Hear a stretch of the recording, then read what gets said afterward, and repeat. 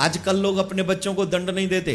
देखिए, चाणक्य नीति में ऐसा कहा गया है, 5 वर्ष तक बच्चे की आयु जब तक हो तब तक उसे लाड़ प्यार दुलार देना चाहिए जम के।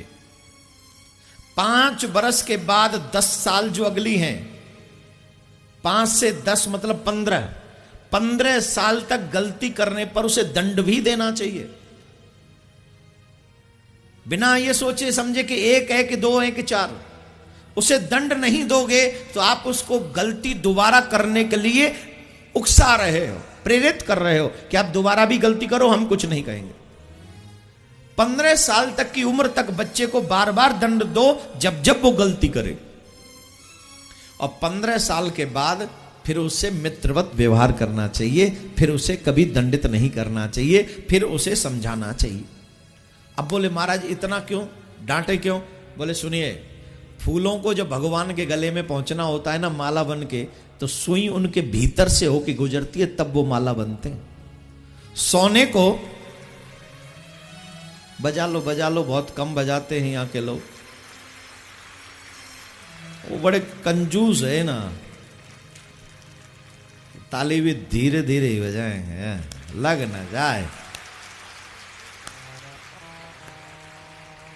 फूल को अगर माला बनना हो भगवान के गले के लिए तो सुई उसके भीतर से गुजरती है।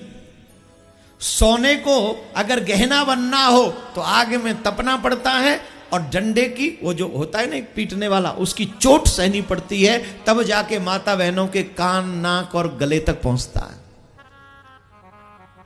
और की तो बात छोड़िए, जिस पत्थर को अपनी पूजा करवाने का शौक है वो, उसे भी कई बार छेना हथौड़ियों से पिटना पड़ता है, उसके बाद मंदिर में जाकर पूजने का अधिकार उसे प्राप्त होता है।